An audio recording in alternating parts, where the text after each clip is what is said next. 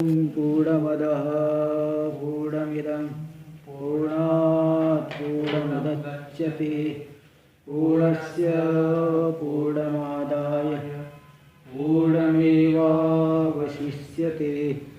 ॐ शान्ति शान्ति शान्तिः। शङ्करं शङ्कराचार्यं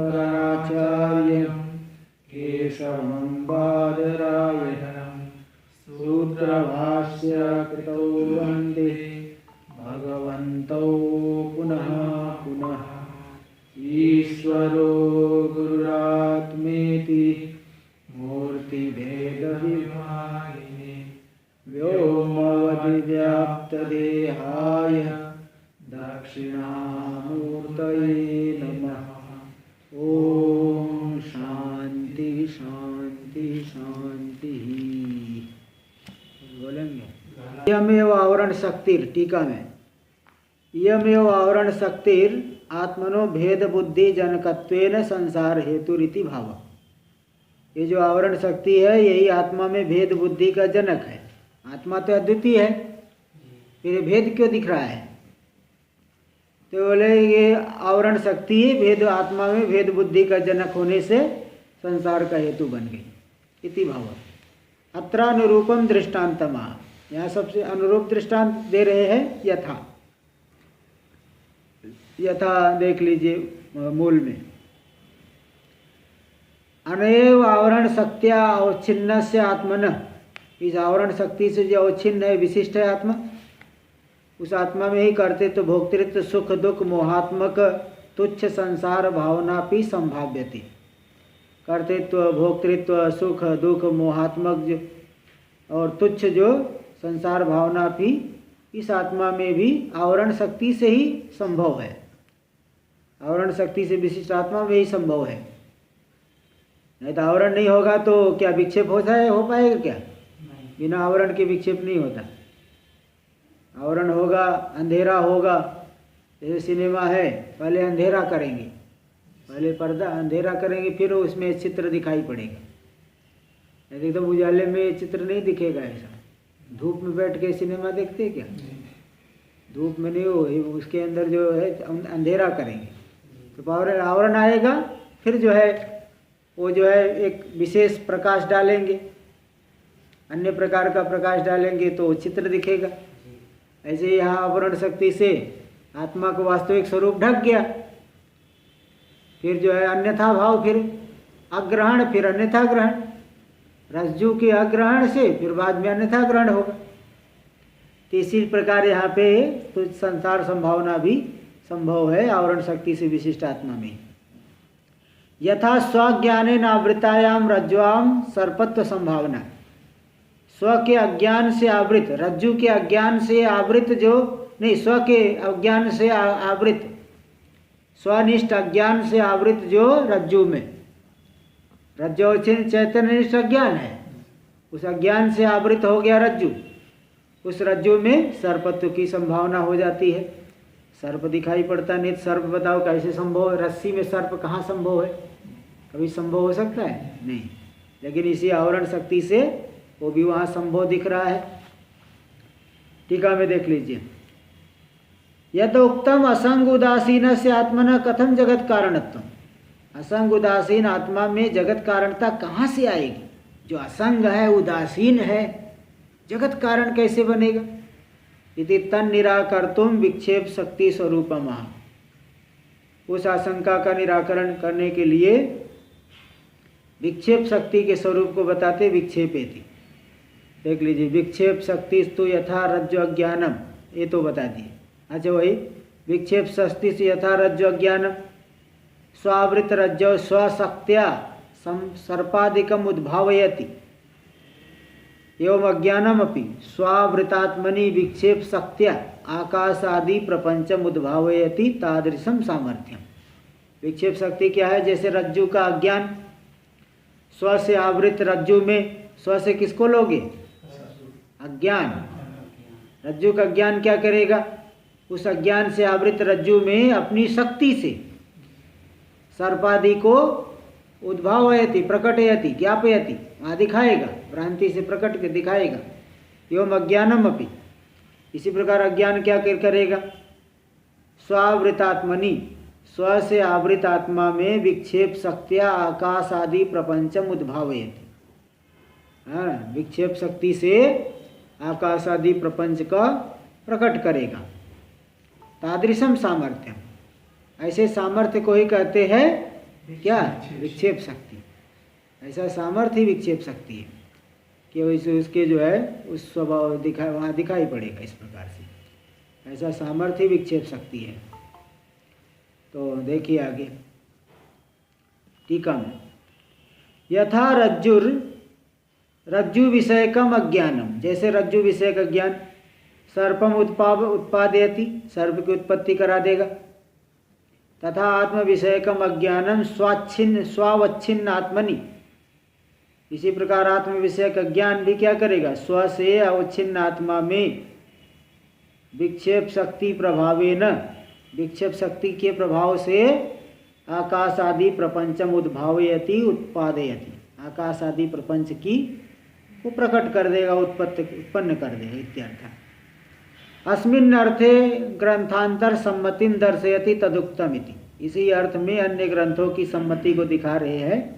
तदुक्तम देख लीजिए मूल में, तदुक्तम विक्षेप शक्ति लिंगादि ब्रह्मांडांतम जगत सृजेत, ये भी वाक्य सुधा में ही आया है। विक्षेप शक्ति जो है लिंगादि, लिंग शरीर से लेकर के ब्रह्मांड पर्यंत, भाई विक्षेप शक्ति वो कारण शरीर है, कारण शरीर से पहले कौन सा शरीर उत्पन्न होगा, सूक्ष्म शरीर, फिर इसके बाद ब्रह्मांड स्थूल पूरा ब्रह्मांड, जिसमें 14 भुवन और नाना प्रकार के प्राणी, और प्राणी तो जो है हो और खाने पीने कुछ ना हो तो क्या होगा, संसार बड़ा अच्छा हरा भरा दिखाई पड़े, खाने पीने कुछ है ही नहीं, जंगल में बोलते बड़ा अच्छा जंगल है, 2 दिन के छोड़ दो तो पूरा जो है नानी याद आ जाए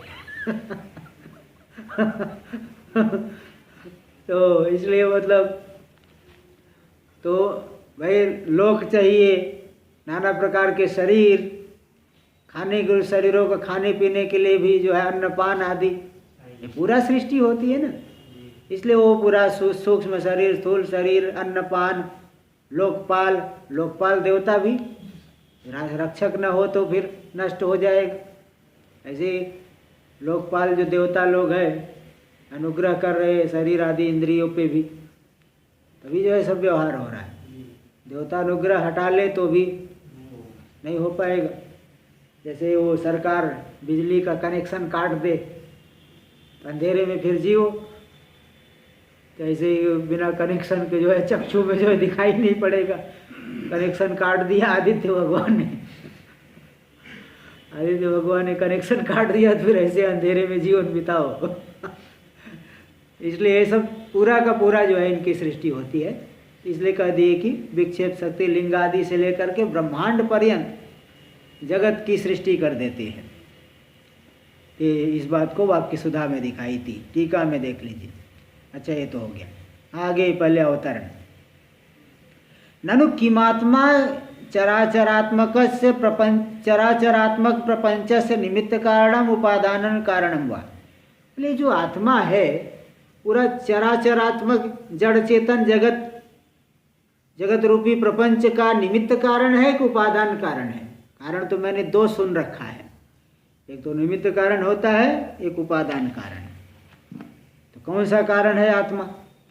नाद्यो, पहला तो नहीं कह सकते, निमित्त कारण कहोगे तो नहीं हो सकता, क्योंकि दंडादिवत स्वकार्य व्यापित्व न स्यात्। जैसे दंड है, घट का निमित्त कारण है, हाँ तो घट दंड से व्याप्त है क्या?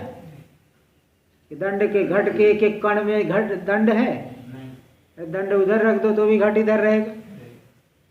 अगर आत्मा इसी प्रकार आत्मा को निमित्त कारण मानोगे तो आत्मा पूरे संसार में व्याप्त रहेगा? नहीं। आत्मा उधर खड़ा है, संसार इधर जो है चल रहा है, ऐसे हो जाए दंड वहाँ खड़ा है, घट यहाँ है। इसलिए पहला निमित्त कारण तो नहीं मान सकते अगर, क्योंकि दंडादि के समान स्वकार्य में व्यापक नहीं बन पाएगा वो आत्मा अगर निमित्त कारण होगा। न स्यात् आत्मन, हाँ क्योंकि और व्यापित्व कार्य व्यापित्व तो सुना गया है, तत् सृष्टवा तदेवानुप्राविशत्, जगत की सृष्टि करके वही प्रविष्ट हो गया है, ऐसा सुना गया है, तैत्तरीय उपनिषद में आया है, सृष्टि करके वो प्रविष्ट हो गया है। तो यह विचार है कि प्रविष्ट का क्या मतलब है। प्रवेश को लेकर के बहुत लंबा भाष्य आया है तैत्तरीय उपनिषद में, कैसा प्रवेश लेना है, प्रवेश को लेके बहुत जबरदस्त विचार है। ये ऐसे जो है जैसे चिड़िया घोंसला बना करके बाद में प्रवेश कर लेती है, और लोग जो है घर बना करके गृह प्रवेश समारोह कर लेते हैं, ऐसे प्रवेश है क्या? अलग से घर अलग है, अंदर रहेगा, सांप जैसे बिल में रहता है, अथवा जैसे घड़े के अंदर मिट्टी डाल दी, उस प्रकार का प्रवेश है। फिर आखिरी में निर्धारण हुआ कि जो उपलब्धि है यही प्रवेश है, दिख रहा है ना भाई, जैसे चंद्रमा वहाँ जल में दिख रहा है प्रतिबिंब, तो छोटा बच्चा क्या कहे, वहाँ देखो पिताजी वहाँ चंद्रमा है, छोटा बच्चा क्या कहेगा? आप जानकार है, आप नहीं कहो, छोटा बच्चा क्या कहेगा? वहाँ जल चंद्रमा है, दिखना ही प्रवेश है। इसी प्रकार ये जो आत्मा की उपलब्धि होगी शरीर आदि में है ना, उपलब्धि हो रही है, यही प्रवेश है, उपलब्धि होना ही प्रवेश है। इस तरह से ऐसा आया है। तो स्वकार्य व्यापित श्रवणा, सभी जगह उपलब्ध हो रहा है, तो इसलिए कार्य में व्याप्त है। इसलिए अगर निमित्त कारण मानोगे तब तो स्वकार्य व्यापित तो नहीं आएगा, घट अलग रहता है, दंड अलग रहता है, इसलिए निमित्त कारण नहीं कह सकते। फिर कहे उपादान कारण मान लो, बोले न द्वितीय, बोले उपादान कारण भी कैसे मानो, ये भी नहीं हो सकता, क्योंकि अचेतन से जड़ से प्रपंच से चैतन्योपादानकत्वा संभवात्, जो जड़ जगत है वहाँ अचेतन से जड़ जड़ प्रपंच है, उसका उपादान चैतन्य हो सकता है क्या? चैतन्यम उपादानम यस्य जड़स्य, हाँ, स जड़ चैतन्योपादान कह, उसमें चैतन्योपादान का तो संभव है? चेतन से जड़ उत्पन्न होता है क्या? चेतन से जड़ नहीं उत्पन्न होता। अगर कहीं दिखा दो चेतन से जड़ उत्पन्न होता है, तब हम जड़ प्रपंच में चैतन्योपादान का तो मान ले, लेकिन चेतन से जड़ कहीं उत्पन्न होता हुआ नहीं दिखा है। उत्पादनत्वेन च कार्य कारण अभेदेन, अगर चैतन्य से जड़ की उत्पत्ति मान भी लोगे तो उपादानत्वेन च, उपादानत्वेन च कार्य कारण अभेदेन, अगर जड़ जगत का उपादान कारण चैतन्य को मान लोगे तो उपादान रूप से कार्य कारण में क्या होता है? अभेद होता है। जैसे मृत्तिका, उससे घट बना, घट क्या मृत्तिका से अलग है? वह भी मृत्तिका से अभिन्न है। उपादान होने से कार्य कारण में अभेद होने से प्रपंचस्य अपि चैतन्य रूपत्व प्रसंगात, तब तो प्रपंच भी क्या हो जाएगा? चैतन्य रूप हो जाएगा। इसलिए तब तो अनित्यत्व न स्यात्, तब तो प्रपंच अनित्य न हो। इत्याशंक्य जड़ प्रपंचम प्रति आत्मनस चैतन्य प्राधान्येन निमित्तत्वम्, ऐसी आशंका को उत्थापन करके कह रहे कि जो जड़ प्रपंच के प्रति आत्मा वो चैतन्य प्राधान्य ने निमित्तत्व, चैतन्य की प्रधानता से निमित्त कारण है। ये सिद्धांति बताएंगे कि जड़ प्रपंच के प्रति आत्मा जो है चैतन्य की प्रधानता से चैतन्य अंश को लेकर के निमित्त कारण है, और स्वाज्ञान प्राधान्य न उपादानत्व, स्व में होने वाला जो अज्ञान चैतन्य का परिणाम जगत नहीं है, बल्कि चैतन्य निष्ठ माया का परिणाम है जगत। तो स्व अज्ञान की प्रधानता से वही चैतन्य क्या हो गया? वो उपादान कारण।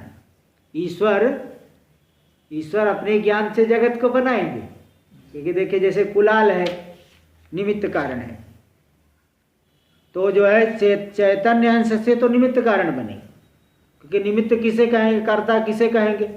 जिसको मालूम पड़े किसका लक्षण आया वेदांत परिभाषा में, कर्तृत्वम किम तत्तद उपादान गोचर अपरोक्ष ज्ञान चिकीर्षा कृतिमत्व।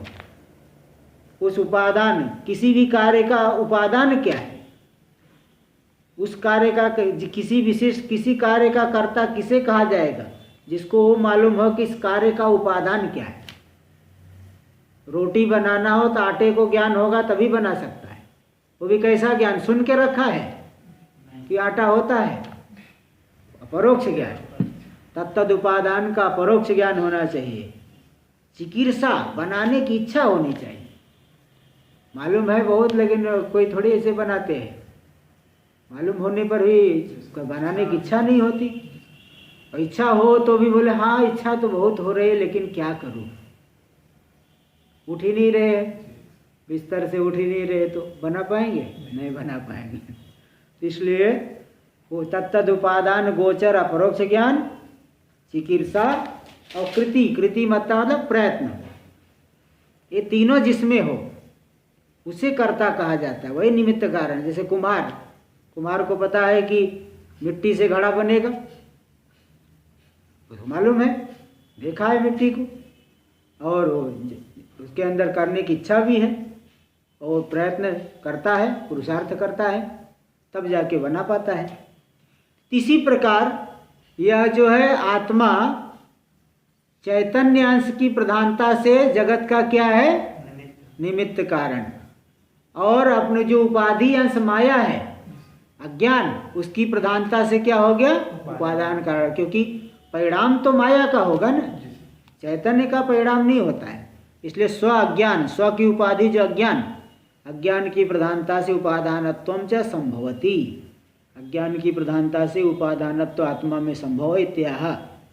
इसी बात को दिखा रहे शक्ति द्वयवद। देख लीजिए, हाँ, अंतिम पंक्ति 14 पृष्ठ। शक्ति द्वयवद अज्ञानोपहितम चैतन्यम, दो शक्ति वाला जो अज्ञान से उपहित चैतन्य है, अज्ञान की दो शक्ति, आवरण शक्ति और विक्षेप शक्ति, इन दोनों शक्ति से युक्त जो अज्ञान है, उस अज्ञान रूपी उपाधि वाला चैतन्य, अज्ञान से उपहित चैतन्य, स्वप्रधानतया निमित्तम, वह स्व की प्रधानता से, चैतन्य अंश की प्रधानता से क्या हो गए? निमित्तम। और सोपाधि प्रधानतया, उपाधि जो अज्ञान है, माया है, माया की प्रधानता से उपादानम च भवति, उपादान भी हो गए। जैसे उदाहरण दे रहे, यथा लूता यानी मकड़ी होती है ना, लूता बोलते हैं उसके संस्कृत में।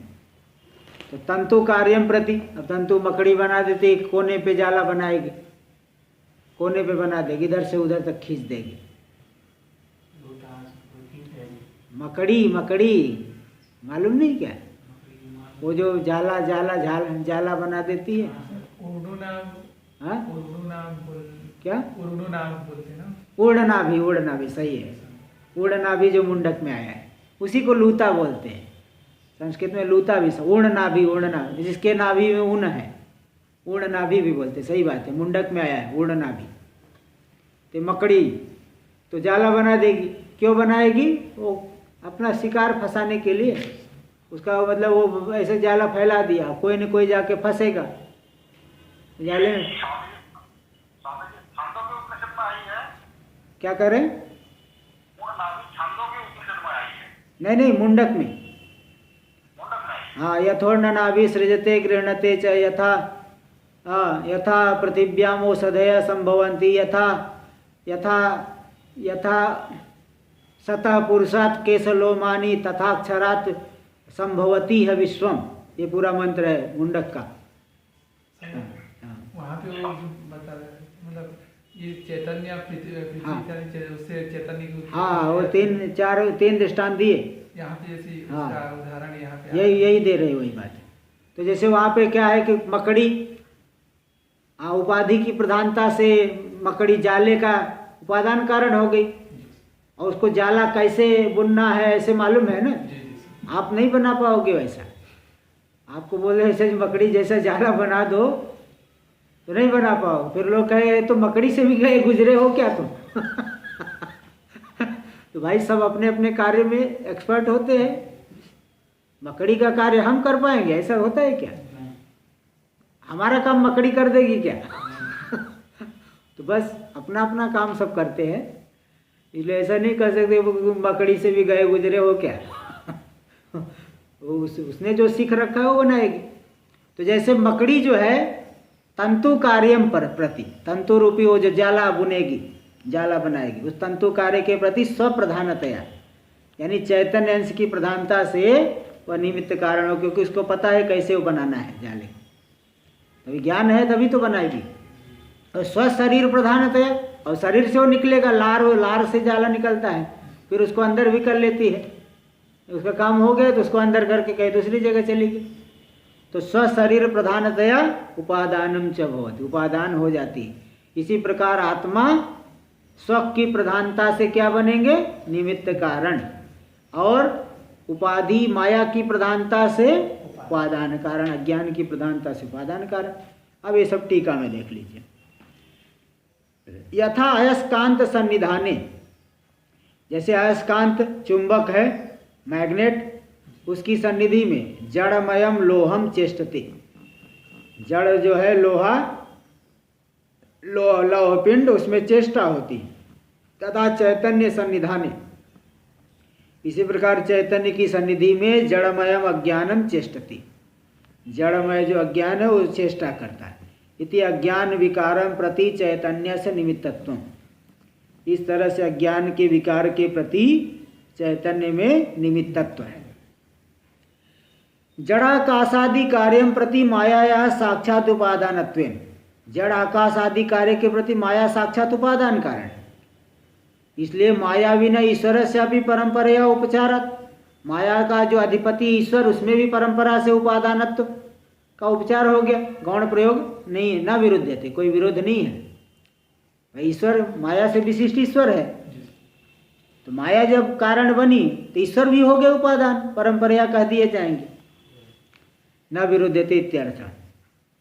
यदुक्तम चैतन्य से निमित्त कारणत्व कार्यानुप्रवेशो न स्यात्, और ये जो आपत्ति दिखाए थे कि चैतन्य अगर जगत का निमित्त कारण बनेंगे तो कार्य के भीतर अनुप्रवेश नहीं होना चाहिए, क्योंकि दंड अलग रहता है, घट अलग रहता है। तो बोले इति न, इति तन्न, वो शंका भी नहीं करना, क्योंकि कारण से कार्यानुप्रवेश नियमस्य उपादान कारण विषयत्वेन निमित्त कारण विषयत्वाभावात्। बोले भाई जो नियम है कि कारण कार्य में प्रवेश करेगा, कौन सा कारण कार्य में प्रवेश करेगा? उपादान कारण। निमित्त कारण के लिए वो नियम थोड़ी बताया गया। वही कह रहे, कारण से कार्यानुप्रवेश नियमस्य, कारण में जो कार्य में अनुप्रवेश नियम है, उपादान कारण विषयत्वेन, उपादान कारण को विषय करता है नियम। निमित्त कारण विषयत्वाभाव, निमित्त कारण में उसका उस नियम की विषयता नहीं है। और तत्सृष्टवा इत्यादि श्रुतेरपि उपादान कारण परत्वात्, तत्सृष्टवा तदेवानुप्राविशत्, यह श्रुति भी उपादान कारण को ही विषय करती है। हाँ, यद्यपि उक्तम आत्मन उपादान कारणत्वे प्रपंच से अनित्यत्व न स्यात्। अब ये जो शंका किए थे, आत्मा यदि उपादान कारण होगा, यद्यपि उक्तम आत्मन उपादान कारणत्वे प्रपंच से अनित्यत्व न स्यात्, अगर आत्मा उपादान कारण होगा तो प्रपंच अनित्य नहीं होना चाहिए, क्योंकि आत्मा तो नित्य है और आत्मा का कार्य प्रपंच भी तब तो नित्य हो जाए। इति सिद्धांति कर तदपि न, वो शंका भी नहीं करना। तस्य परिणाम विषयत्वेन, परिणामी उपादान के लिए, परिणाम के लिए वो नियम होता है कि कारण जैसा होगा कार्य भी वैसे ही होगा। जैसे मृत्तिका का कार्य घट है, मृत्तिका व्यावहारिक है तो घट भी व्यावहारिक है, व्यावहारिक सत्ता दोनों में है। यहाँ तो पारमार्थिक सत्ता है तो कार्य भी पारमार्थिक हो जाए। बोले नहीं, वो जो नियम है परिणाम को के लिए नियम है, विवर्त के लिए नियम नहीं हो। ये जगत आत्मा का परिणाम है कि विवर्त है, इसलिए वो नियम यहाँ नहीं लगाना। वो परिणाम के लिए नियम है, विवर्त में क्यों लगा रहे? परिणाम वाले नियम को विवर्त में नहीं लगा सकते। हाँ, वही कह रहे। इति तदपि न तस्य परिणाम विषयत्वेन विवर्त विषयत्वाभावात्, वो नियम परिणाम को विषय करता है कि कारण जैसा जिस सत्ता वाला होगा कार्य भी उसी सत्ता वाला होगा। विवर्त विषयत्वाभावात् प्रपंच से ब्रह्म विवर्तत्वात्, प्रपंच में तो ब्रह्म का विवर्त होने से, और विवर्तत्वं च किम, विवर्तत्वं च स्वस्वरूपा परित्यागेन स्वरूपांतर प्रदर्शकत्वम। विवर्त किसे कहते हैं? स्वस्वरूप का परित्याग नहीं करके भिन्न स्वरूप को दिखाना, यही विवर्त। भिन्न स्वरूप का प्रदर्शित कर देना। तो देखो, आत्मा अपने स्वरूप का परित्याग नहीं करके ही पूरा जगत को प्रदर्शित कर रहा है। रस्सी अपने स्वरूप का परित्याग नहीं करके ही सर्प को दिखा रही है। सुक्तिका अपने स्वरूप को नहीं छोड़ करके ही चांदी को दिखा रही है। यही है विवर्तत्व, यही विवर्त हो गया। स्वरूप अपने स्वरूप को त्याग नहीं करके स्वरूपांतर को प्रदर्शन, ये विवर्त है। यथा रज्जु अवच्छिन्न चैतन्य निष्ठ अज्ञानस्य, जैसे रज्जु अवच्छिन्न चैतन्य निष्ठ जो अज्ञान है वह क्या करेगा? रज्जु स्वरूपा परित्यागेन, रज्जु स्वरूप का परित्याग नहीं करके सर्पादि स्वरूपांतर प्रदर्शकत्वम, सर्पादि भिन्न स्वरूप को दिखाता है। तथा ठीक ऐसे ईश्वर चैतन्यनिष्ठ अज्ञान शक्ति रखे, ईश्वर चैतन्यनिष्ठ अज्ञान शक्ति भी क्या करेगी? चैतन्य स्वरूपा परित्यागेन, और चैतन्य स्वरूप का परित्याग नहीं करके आकाश आदि स्वरूपांतरा कारण प्रदर्शकत्व, चैतन्य स्वरूप को नहीं छोड़ त्याग करके आकाश आदि स्वरूपांतरा कारण प्रदर्शकत्व, आकाश आदि भिन्न स्वरूपाकार से वो दिखाएगी, प्रदर्शन करेगी।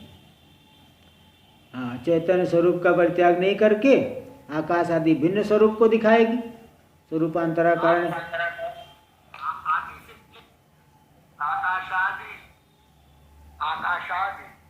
आदि से पांचों भूत ले लीजिए, पांचों भूतों का कार्य लीजिए, बाकी चार भूत है ना, और चारों और कार्य को ले लीजिए। भौतिक जगत, भूत भौतिक जगत सब ले लिया जाएगा। चलिए देखिए आगे। एतावता आकाश आदि प्रपंचस्य नित्यत्वम न संभव। साउंड बंद कर दीजिए।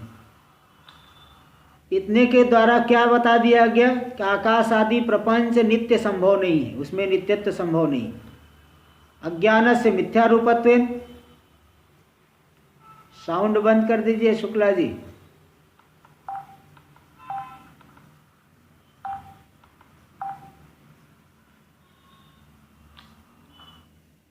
हाँ चलिए देखिए आगे। तो एतावता आकाश आदि प्रपंच से नित्यत्व न संभव। आकाश आदि प्रपंच में नित्यत्व संभव नहीं है। अज्ञान से मिथ्या रूपत्वेन तज्जन्य आकाश आदि प्रपंच से अभी मिथ्यात्व। तो अज्ञान तो मिथ्या रूप है, इसलिए उसका परिणाम आकाश आदि प्रपंच भी नित्य होगा क्या? नहीं हो सकता। इसलिए तज्जन्य आकाश आदि प्रपंच से अभी मिथ्यात्वात्। अज्ञान स्वयं मिथ्या है, तो इसलिए उससे जन्य आकाश आदि प्रपंच भी मिथ्या है। न चैवम अज्ञान से मिथ्यात्व। बोले अज्ञान मिथ्या है तो उस अज्ञान से ही प्रेरित होकर के बंधन और मुक्ति क्या? ज्ञान से कोई मुक्ति होती क्या? वो मुक्ति भी अज्ञान से ही जो है, अज्ञान से बंधन था, अज्ञान से ही मुक्ति कह रहे हैं। वास्तव में स्वरूप में न तो कुछ बदला न तो कुछ, पहले भी जो था वही तो वही है। ये बंध मुक्ति व्यवहार भी क्या ज्ञान दृष्टि से है क्या? स्वप्न में आप बंध गए थे और फिर मुक्त हो गए, जागृत में आए देखे मुक्त हो गए, तो स्वप्न का बंधन और स्वप्न की मुक्ति वास्तव में है? जागृत दृष्टि से है क्या?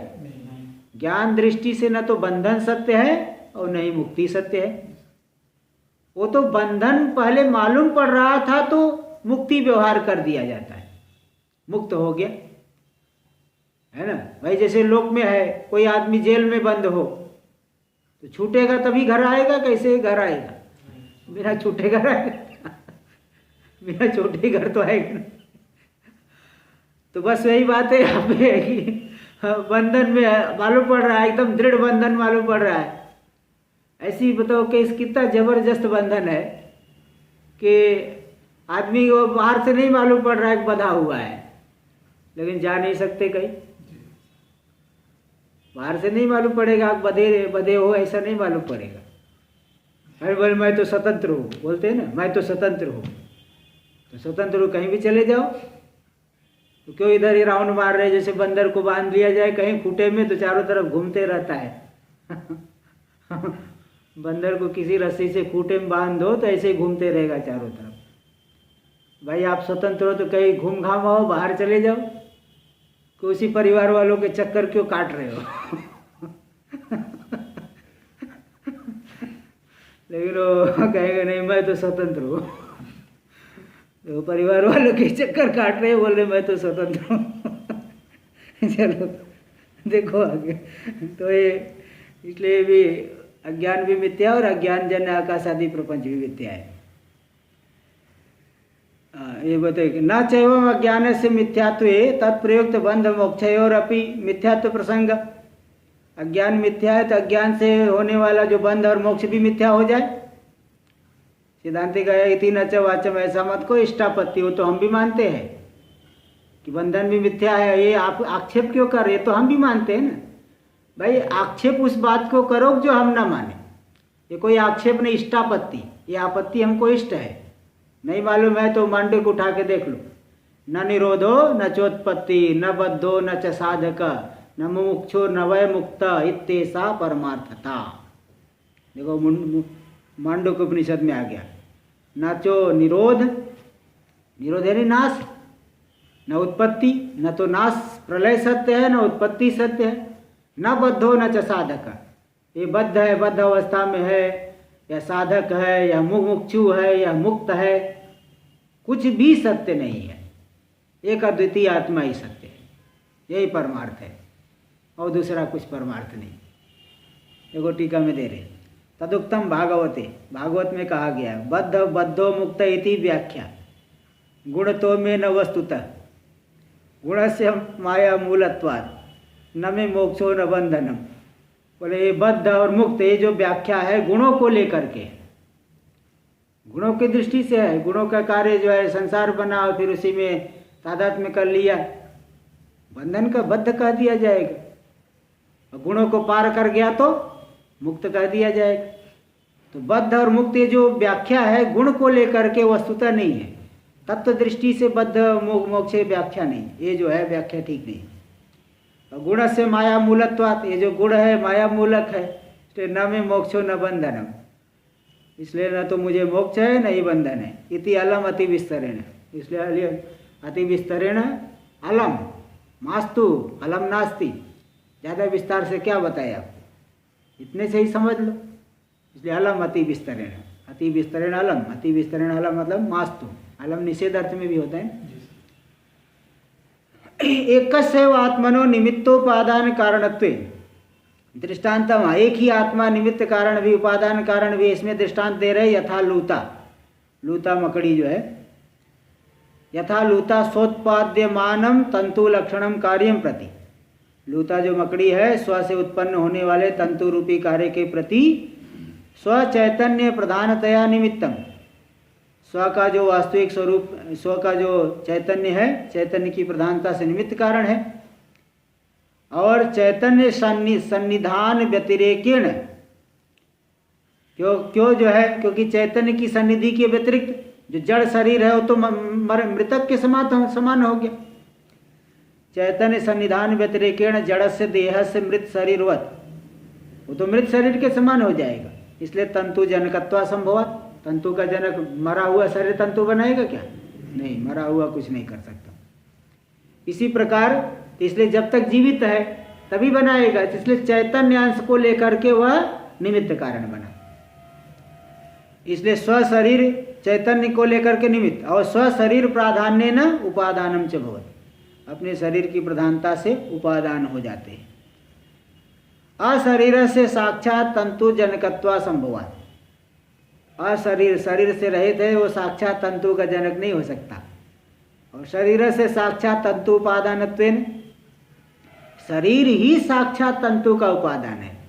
इसलिए तद अवच्छिन्न चैतन्य से अभी उपादान उपचारक, उस शरीरावच्छिन्न चैतन्य को भी उपादान रूप से गौण प्रयोग कर दिया जाता है कि भाई ये भी उपादान है। इसलिए आत्मा को तो अभिन्न निमित्तोपादान कारण कहा जाता है ना। उपादान रूपता तो उपाधि में है, किंतु उपाधि का अधिपति वह है ना, इसलिए वहाँ भी कह दिया जाएगा। हाँ, इस तरह से होता है। जैसे वो लड़कों की लड़ाई को लेकर के राजाओं में झगड़ा हो जाए, दो लड़कों की, राजाओं के लड़कों की लड़ाई हुई, वो लड़ाई युद्ध इतना बढ़ा कि राजाओं के बीच में तलवार निकल गई। ऐसे यहाँ पे भी ये बात है। तो मतलब उपाधि की उपादान कारणता को लेकर चैतन्य में भी गौण प्रयोग कर दिया जाता है। उपादान तो उपचार एवं ईश्वर से अपनी स्व चैतन्य प्रधानतया, इसी प्रकार ईश्वर भी स्व का जो वास्तविक है चैतन्य अंश की प्रधानता से निमित्तत्वम, ईश्वर में क्या आएगा? निमित्त कारणता। और सोपाधि प्रधानतया, स्व की उपाधि माया अज्ञान, उसकी प्रधानता से उपादानत्व। उपादानत्व ईश्वर के लिए वहाँ अज्ञान प्रयोग इसलिए नहीं करते कि मतलब विशुद्ध सत्व प्रधान है ना, इसलिए ईश्वर सर्वज्ञ है, सर्वशक्तिमान है, स्वरूप का सदा भान है, इसलिए वहाँ अज्ञान शब्द नहीं प्रयोग करते, माया शब्द प्रयोग करते। लेकिन वो भी अज्ञान की समष्टि ही है एक तरह से। हाँ, तो वहाँ तो माया कह देते। तो स्व की उपाधि माया की प्रधानता से उपादानत्व भी ईश्वर में आ गया इत्यर्थ। आगे देखिए टीका में, इदानीम विक्षेप शक्ति कृत्यमा, विक्षेप शक्ति का क्या क्या है, का कार्य क्या है? आवरण शक्ति का कार्य तो बता दी, विक्षेप शक्ति का कार्य क्या है इसको बता रहे। तमः प्रधानेति, मूल में देखिए, तमः प्रधान विक्षेप शक्ति मद अज्ञानोपहित चैतन्यात्, तमोगुण की प्रधानता वाला जो विक्षेप शक्ति वाली है अज्ञान। विक्षेप जैसे आवरण शक्ति अज्ञान की है, विक्षेप शक्ति भी अज्ञान की है, किंतु विक्षेप शक्ति ये तमोगुण की प्रधानता है। हाँ, विक्षेप शक्ति में तमः प्रधान विक्षेप शक्ति मत, हाँ, विक्षेप शक्ति मत अज्ञानोपहित चैतन्य, उस अज्ञान से उपहित चैतन्य में, चैतन्य से आकाश, पहले किसकी उत्पत्ति होगी? आकाश। देखो सृष्टि क्रम दिखा रहे, सृष्टि का क्या क्रम है? पहले आकाश की उत्पत्ति हुई, आकाशाद वायु, आकाश से वायु, मतलब आकाश मतलब आकाशावच्छिन्न चैतन्य से वायु।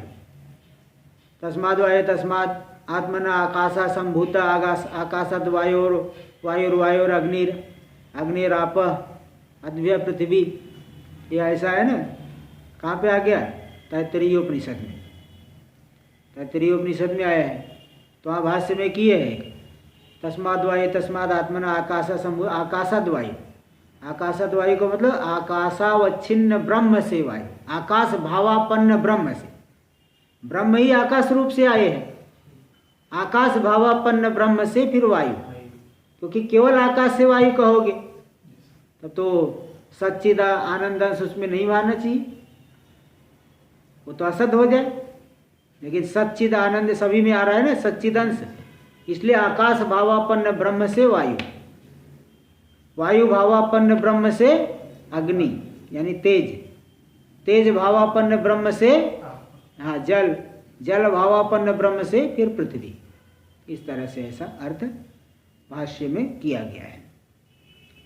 तो तमः प्रधान जो विक्षेप शक्ति वाला अज्ञान, उस अज्ञान से उपहित चैतन्य से आकाश, आकाशाद वायु, आकाश से वायु, वायु और अग्नि, वायु से अग्नि, अग्निरापो, अग्नि से फिर आप जल की, अग्नि भावापन्न ब्रह्म से जल, और अद्भ्य पृथ्वी च उत्पद्यते, इससे पृथ्वी उत्पन्न हो जाएगी। इसमें प्रमाण स्वयं तैत्तरीय उपनिषद वाला दे रहे, तस्माद वायु तस्माद आत्मना आकाश संभूत इत्यादि श्रुते। ये तैत्तरीय 2:1:1 स्वयं दिखा दिए, 2:1:1 ऐसी श्रुति है। टीका में अब देख लीजिए, आकाशादिर जड़त्वात् तमोगुण प्रधान विक्षेप शक्ति युक्त अज्ञानावच्छिन्न चैतन्य सेव आकाश आदि प्रपंच जनकत्वमिति भाव। आकाश आदि जड़ होने से तमोगुण प्रधान विक्षेप प्रधान वाला, तमोगुण प्रधानम यस्मिन विक्षेप शक्तौ, यस्याम विक्षेप शक्तौ, सा विक्षेप शक्ति तमोगुण प्रधाना। आकाश आदि जड़ होने से तमोगुण प्रधान वाली जो विक्षेप शक्ति, उस विक्षेप शक्ति से युक्त जो अज्ञानावच्छिन्न चैतन्य, उस चैतन्य ही, चैतन्य सैव आकाश आदि प्रपंच जनकत्व, उस चैतन्य में ही आकाश आदि प्रपंच जनकत्व है इति भाव। अस्मिन् अर्थे श्रुतिम प्रमाणयति, इसी अर्थ में श्रुति को परमाणु रूप से प्रस्तुत कर रहे, तस्माद् वा एतस्माद् आत्मना आकाश संभूत। एतेन अर्थात सांख्य नैयायिक पक्षौ निरस्तौ, इसके द्वारा अर्थात सांख्य और नैयायिक पक्ष निरस्त हो गए, क्योंकि सांख्य क्या मानता है, प्रकृति स्वतंत्र कर्त्री है। क्या कहते हैं, आत्मनः आकाश, तस्माद् वा एतस्माद् आत्मना आकाश संभूत, प्रकृति से नहीं, प्रकृति स्वतंत्र नहीं, आत्मा माया से विशिष्ट करता है। और नैयायिक क्या मानते हैं, परमाणुओं से जगत की सृष्टि। यहाँ थोड़ी कहा है परमाणु इस परमाणु से जगत की सृष्टि हुई, हाँ वायु के परमाणु से तेज की सृष्टि हुई, ऐसा कह रहे हैं क्या? परमाणु क्या दूर दूर तक चर्चा ही नहीं है, दूर दूर तक कैसे भी सिद्ध नहीं कर पाओगे परमाणु से। वो थोड़ा कहीं कहीं सूक्ष्म शब्द आ गए, अणु रेडियन कह दिए है, बोले अणु से अणुतर क्या है, दौड़ुक भी नहीं दिखता है, उससे भी छोटा अणु है, ऐसा कुछ ले लेंगे युक्ति। लेकिन ये तो आत्मा, हाँ इक्षतेर्ना शब्दम, तो वही मतलब हाँ वही सांख्य का निराकरण करते हैं। तो इसलिए वो कर दे कि बोले कि इसलिए आत्मना ऐसा कहने से सांख्य और नैयायिक के दोनों पक्ष निरस्त हो गए। फिर बोले नहीं यहाँ भी तो माया को मानते हो, बोले नहीं, शक्तेर अज्ञान से शक्ति मत परतंत्रत्वाद। सांख्य लोग क्या है कि वो प्रकृति को स्वतंत्र मानते हैं, और यहाँ जो शक्ति अज्ञान है वह ईश्वर के अधीन है। चाहे शक्तिमत है कौन, शक्तिमान ईश्वर, शक्तिमत परतंत्रत्व है, शक्तिमत यह ईश्वर के परतंत्र है अज्ञान शक्ति। इसलिए सांख्य वाला मत स्वतंत्र नहीं लेना। स्वतंत्र से तस्य केवल से जड़ से अज्ञान से जगत कारणत्वानुपत्ति, स्वतंत्र जो केवल जड़ अज्ञान है वह जगत का कारण नहीं बन सकती। और इसलिए स्वयं देखो सूत्र दे दी, इक्षतेर्ना शब्दम, ईक्षण देखा, तद इक्षता बहुश्याम प्रजाएय, श्रुति में आया है, उस परमात्मा ने ईक्षण किया, मैं बहुत हो जाऊं, मैं उत्पन्न हो, ईक्षण विचार किया। तो विचार ईक्षण प्रधान में बनेगा क्या? नहीं। जड़ प्रधान में ईक्षण नहीं बनेगा, ईक्षण चेतन का धर्म है। इसलिए अशब्दम शब्दा प्रतिपाद्यम प्रधानम जगत कारणम न, ईक्षणात् ईक्षण दर्शनात् रचनानुपत्ति से नानुमानम। हाँ जी बोलिए। हाँ जी हाँ जी, इसका नंबर है 115, 115 है इसका नंबर, यानी पहले अध्याय प्रथम पाद का वो 5वां ही सूत्र है। और रचनानुपत्ति से नानुमानम, ये भी जो है ब्रह्म सूत्र है, इसका भी नंबर है, इसका नंबर रचना है, ये तो द्वितीय अध्याय रचनानुपत्ति से नानुमानम, ये रचनानुपत्ति से नानुमानम ये द्वितीय अध्याय में आता है, ये द्वितीय अध्याय का है। इसका नंबर दिए है क्या कुछ? हाँ नंबर दिए है 3 नंबर में 221 है, ये 221, ये ब्रह्म सूत्र में 221। रचना जो है चित्त, जगत की चित्र विचित्र रचना जड़ कर पाएगी क्या? नाना प्रकार के देखो, ये नाना प्रकार के प्राणियों के कर्म के अनुसार देखो फल मिल रहा है, नाना प्रकार का जगत है, ये विचित्र है। कोई जानकार ही रचना कर सकता है, ये कोई बड़ा सा महल बनाना हो तो जानकार ही बना सकता है, इतना बड़ा जगत कैसे अज्ञान माया प्रधान बना लेगी? इसलिए अनुमान भी नहीं, अनुमाने नहीं, अनुमीयते इति अनुमानम प्रधानम न इत्यादि न्याय निरस्तत्वात् इत्यादि युक्तियों के द्वारा सांख्य मत का निराश ब्रह्मसूत्र में हुआ है। आगे कल ओम पूर्णमदः पूर्णमिदं पूर्णात् पूर्णमुदच्यते पूर्णस्य पूर्णमादाय पूर्णमेवावशिष्यते। ओम शांति शांति शांति। शंकरं शंकराचार्यं केशवं बादरायणं सूत्रभाष्य कृतौ वन्दे भगवन्तौ पुनः पुनः। ईश्वरो गुरुरात्मेति मूर्तिभेदविभागिने व्योमवद्व्याप्तदेहाय दक्षिणामूर्तये नमः। ओम शांति शांति शांति।